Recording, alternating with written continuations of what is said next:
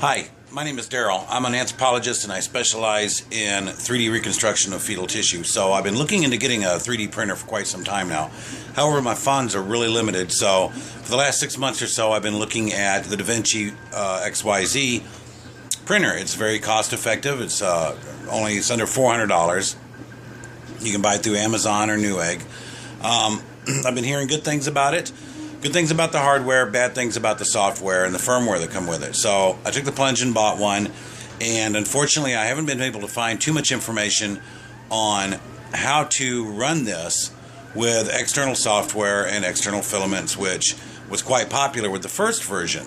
There's a lot of information out there and some very good websites about it on the first version, but in April of 2015, I believe, they come out with a new model, and it's been really limited and sporadic in finding information about what will and won't work with the newer model printer. So I decided to make this video to help out anybody who decides they want to buy one, give this a try without using the crappy software that comes with it. So let me give you a rundown of what I have. I've got, as you can see, the Davinci XYZ. The difference between this and the older one is this one has 3D printer on it, and show you we have one of the ways you can tell you've got the newer model is if your serial number starts with 3F10A. That's the giveaway that you have the newer model. In the menu, I can't show you because right now I'm printing something, but in the menu you can find out your firmware version. It's going through the utilities. Right now I am printing, and I've got this set up after the last 3 weeks. I've got this set up to print very well with a variety of settings, and what I'm printing right now is actually this. This is a reproduction of a cephalophagus brain. This is a conjoined twin that was done from a CT scan that I had printed up, and you can see it's a highly complex form. There's a lot of support structure that's needed. So the software that comes with this simply won't do something as complex. If you're doing something very small, it works fairly well. So what I did, first thing out of the box, you want to do is hook it up. You do not want this to talk to the internet whatsoever. So as you can see, I'm running this on a Macintosh, and I am running Parallels, Windows Parallels. So if you're running Windows 7, it should be just fine doing this. The first thing you want to do is start Windows and look for Firewall. And you want to choose this setting, the Windows Firewall with Advanced Security. Now what I was doing when I first set this up, I tried it directly out of the box with the software that comes with it, and I forgot to turn my internet off, and the first thing it did was ask me, do you want to upgrade? There's a newer version out. So I panicked and just started pulling my power for my internet access. So the best thing to do is go in and tell Windows not to let this talk to it. So you can see what you want to do is set up a new inbound rule, right? And I've got this already blocked, and I've got it named XYZ in, and the out would be XYZ out. So in your outbound rules here, so you want to go in and start a new rule, inbound rule, and do the same thing for the outbound rule. And you want to choose program and next. It'll ask you for the path of the program. Go browse to it, and this is, as you can see, it's under your local disk in your program files x86 and XYZware, and choose xyz.exe. Open that, and then at this point you get to choose what do you want to do. You want to block the connection, do next, and make sure all three of these are done, and next, and you get to name it something, and then you're done. We'll cancel this and do the same thing with the outbound rules. You don't want it to talk out, and you can see I've got it there and it's blocked out. I'm not letting it talk at all. So you want a new rule in the outbound rule, and it tells you the same thing.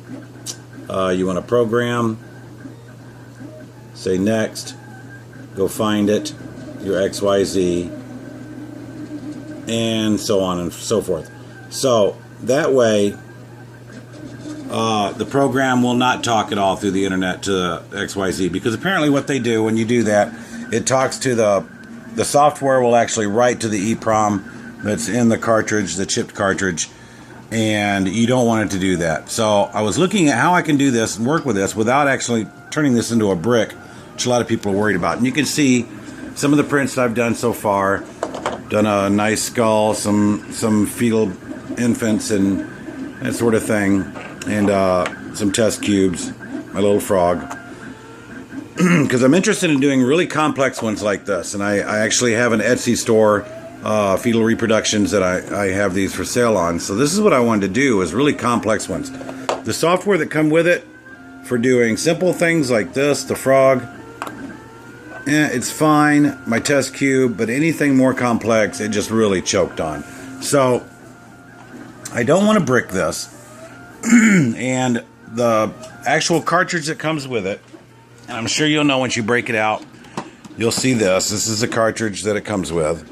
And it's got a little chip right there on the bottom. And this is, the one that comes with it is 120 meters. And the normal ones are 240 meters, or 600 grams. And that's for $27. So you can buy really good filament for $21 for a kilogram, which is 2.5 pounds. So it is kind of cost prohibitive to buy the cartridges. I didn't want to go that route. A lot of people are flashing the firmware, and here's something that a lot of people are confused about. When we talk about firmware and software, the version numbers. My software is version 1.1.31.7. That was directly out of the box. I didn't upgrade it at all. My firmware version, however, is firmware 1.0.1. Now, there's a lot of confusion about, and you can find this on here. I can't do it at the moment because I am printing something, but it does tell you for Davinci 1.0. If you go in and check the statistics or the utilities, you can see the software version. It says 1.0.1. This is the same as the 1.0A that everybody talks about online. So if you have this serial number, 3F10A, and version 1.0.1, then you've got the newer board. And basically, if you flash this with the Repedier Host software, which is what a lot of people are doing, there is no going back. Everybody says 1.1J is the better one.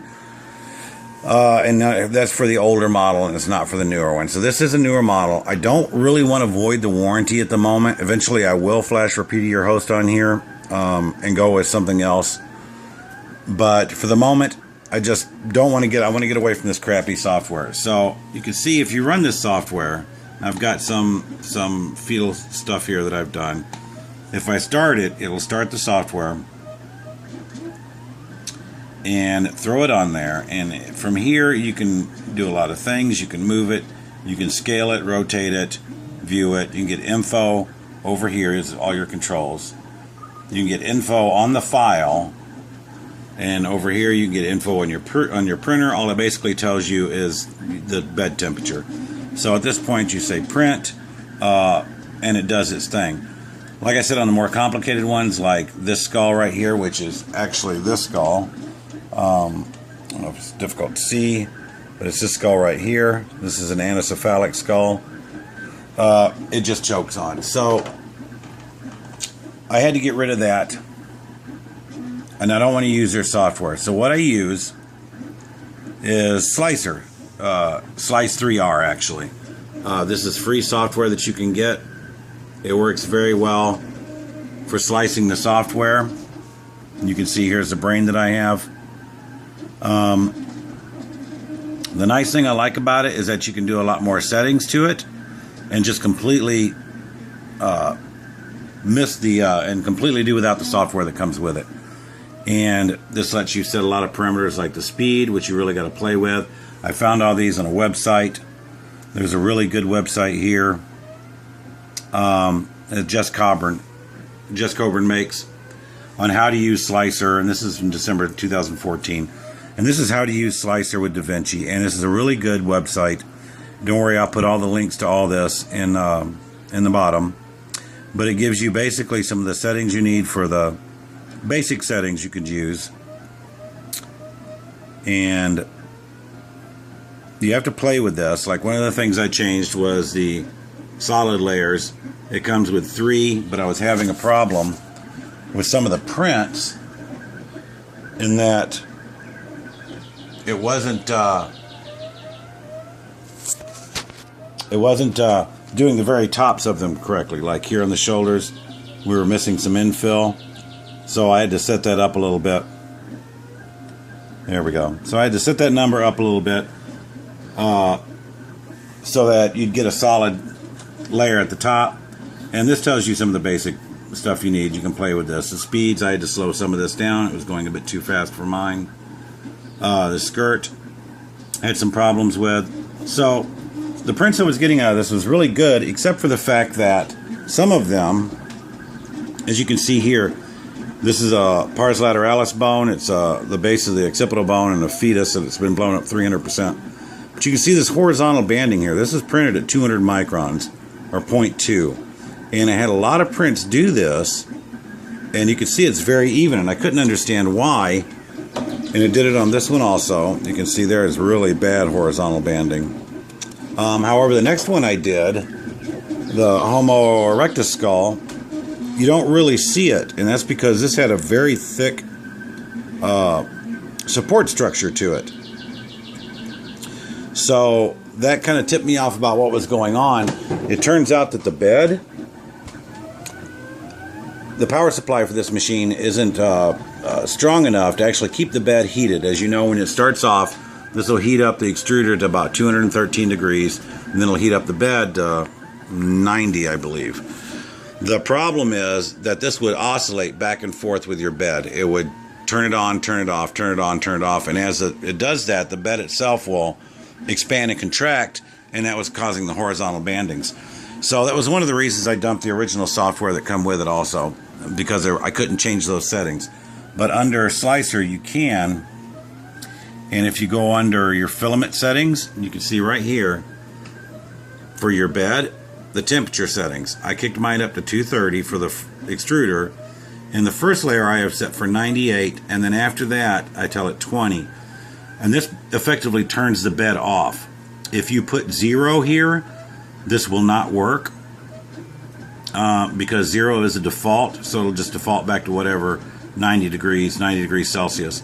So you have to put 20, about room temperature, and that effectively cuts it off.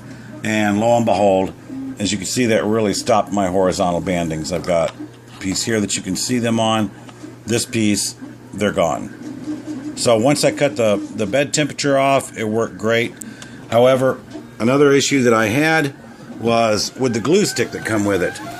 This is the glue stick, UHU stick, made in Germany. It's got some Arabic and it looks like Hebrew markings on it, blah, blah, blah, just a regular glue stick. This is actually working very well with my prints. I didn't have a problem with using this glue stick. However, once I cut the bed temperature off, this started peeling as the bed cooled off, because right now it's room temperature. So this started peeling really bad, so I had to come up with some other way of doing that. I'd have to put this on really thick. So a lot of people talk about hairspray, and that's what I'm using right now. I actually have Aquanet that works. Be aware, this works really well. It works almost too well, because once that cools off, you just spray it on your bed, let it dry, and then start your print. And when the bed heats up, it'll warm it all back up again and makes it sticky. And then when it cools off, it's almost impossible to get off. It's really been a problem for some of the bigger pieces that I had, especially something like this. This is an Aztec snake that almost didn't want to come off. And rather than try prying at it or anything like that and damaging this my heated glass, what I did was told it to print a demo here. You go and tell it to print a demo, and it will raise the temperature of this back up. And once this gets back up to about 80, the Aquanet will let go, so you can peel it off and then cancel the print. Another problem I was having with the horizontal banding besides that, so this is actually working good. A couple of things. I bought some replacements for the glue stick, because like I said, it does work well on certain prints. I bought the replacement.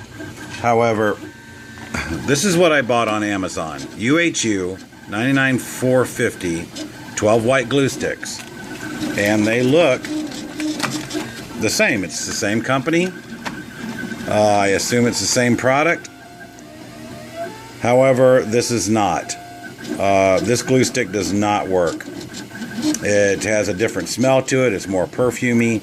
It doesn't work at all. It doesn't even get sticky on the board. Nothing happens, and all my prints pulled off. So Amazon was nice enough. This is only $5 for a box of 12. Amazon was nice enough to refund my money on this, and they let me keep it, which was really nice.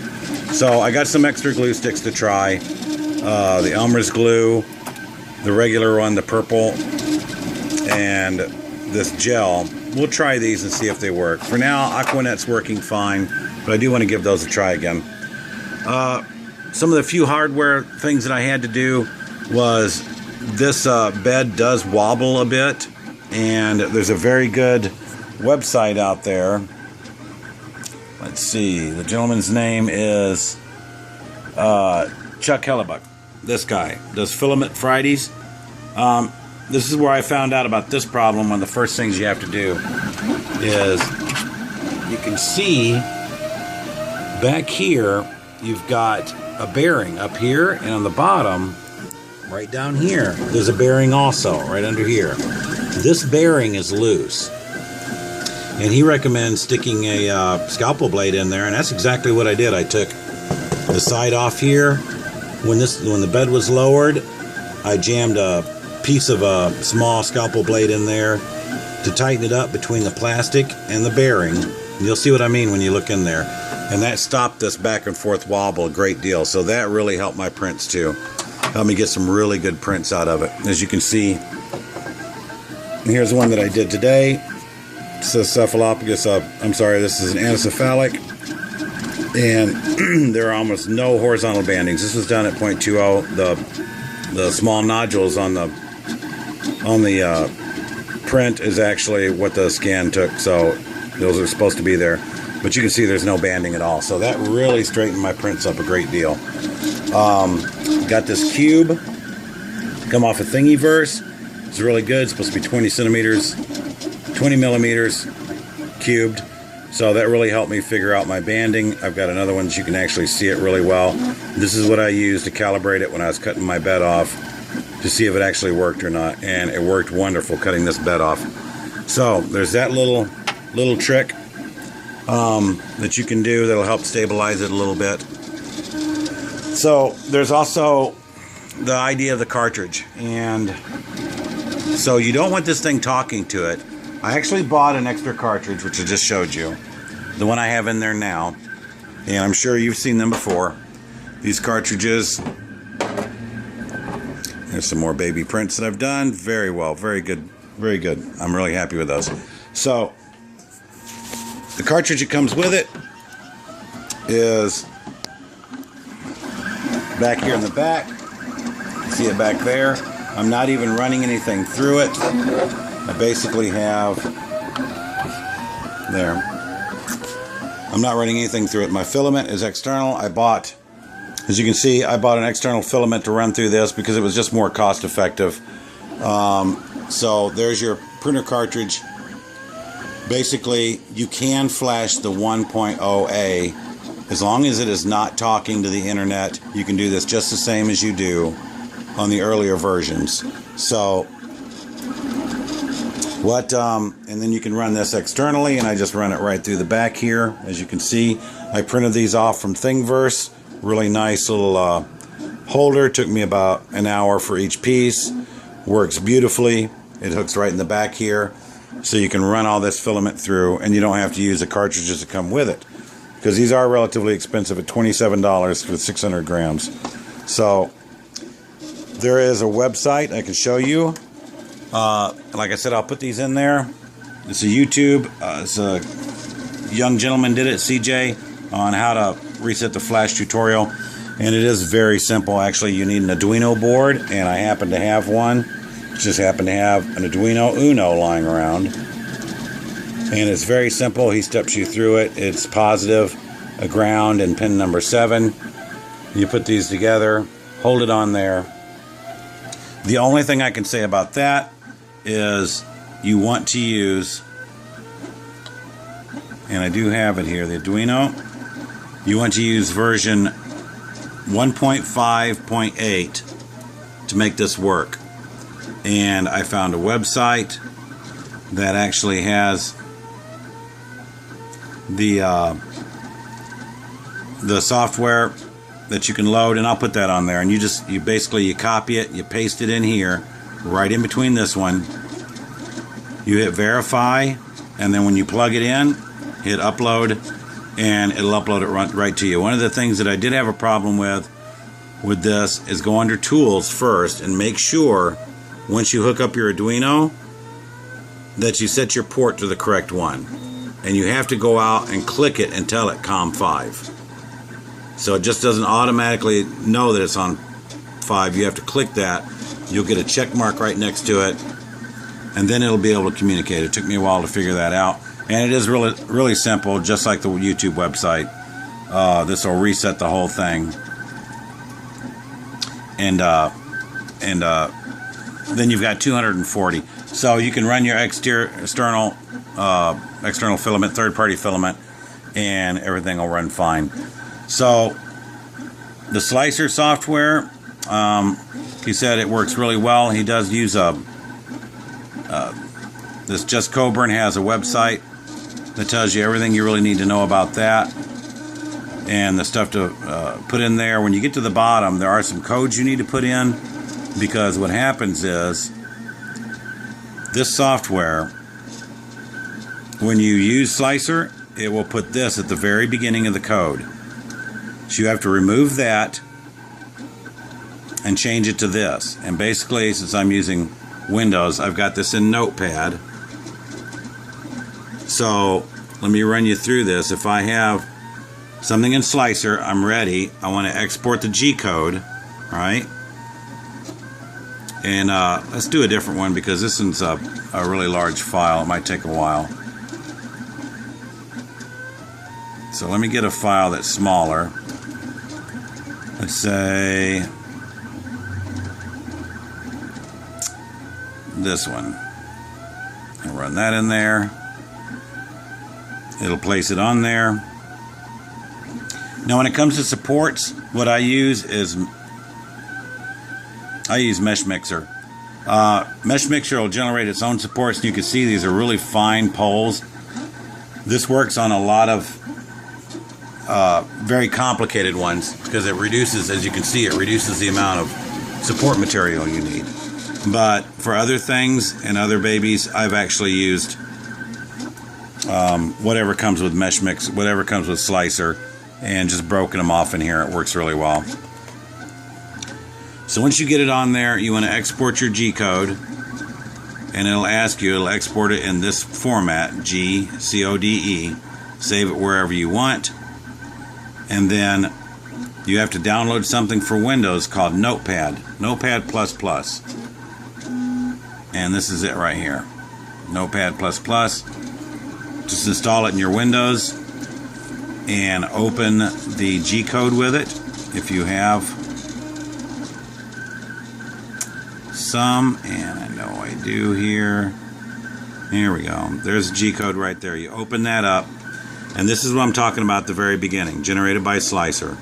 You have to take this off, right, and then replace it with this code. So I just copy and paste that where I need it. Take this off of there. Voila. Because this is what Davinci needs. This is what it'll see to know that it's a file it can use. None of this information matters. It's kind of spooked me at first, but none of this matters. All of the information that it needs is down here. This is just what it tells Davinci, and that's what you see right here. And it will throw all this off. As you can see, it says my build's 100% done. It's only got a minute left, and it's been going for 2 hours and 46 minutes. This has got another 6 hours on it at least. So it will make all this information bad. The reason is because it gets that information from here, and we just want this to tell Davinci it's what it is. So once you do that, you go into plugins. Whoop, under plugins, these tools, and base 64 encode. Because Davinci does have this G-code encoded, and it will do that.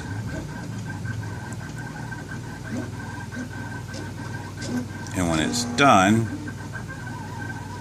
I did tell it, right? And then when it's done, it'll be a single line across the top. That's all it is. And then when you save that, make sure that you save that file. Oh. What you have to do first is Control A and highlight it all. And that's one part I keep forgetting. Then you go under and tell it to base 64 encode it. My bad. Then it makes it one entire line. And then you take File and Save As. Save it wherever you want. It will say down here G-code. You want to replace that with 3W. And then save it. And then once you do, that's the file it needs. Let's go back to my Finder, and that's the file it needs. It'll make this 3W file, and when you double click that, it'll open up the software. It'll open up the Davinci software. So basically all I'm using is Davinci software for is moving the file that I just made from Slic3r directly into the printer, into the hardware. And you just tell it print from here, and it'll do that. I'm not using this software to do anything else, not to figure out the slices or anything. When I import that 3W file, basically all that file is, that's all the slicing that you need to do, and it'll send it straight to them. So I've been getting really good prints out of this so far using this method. Little tweaks that you have to do. I've been working on it for 3 weeks now, and I'm getting really good prints out of it. So I hope this helps, because it did take me a lot of research to do, and I know this isn't in one spot altogether. And I'll be sure to put a link to these websites down at the bottom of this. Hopefully it'll help you out if you decide to buy one. It is a good printer. I've been having a lot of luck with it. I haven't had any of the issues everybody else did with the first generation. There was a lot of bad belts that were loose and parts that broke. I must say, I think the hardware is pretty phenomenal for the price. I'm getting really good prints. With a little tweaking, I can get a little better prints. So this is just an introduction to help you out if you decide you want to buy one and bypass all this stuff and get right to printing some good stuff. So if you have any questions or comments, post it in the bottom. Be sure to check out my Etsy site. It's Etsy Fetal Productions, and I'll put a link to that too. And if you have any questions, just shoot me an email. Thanks.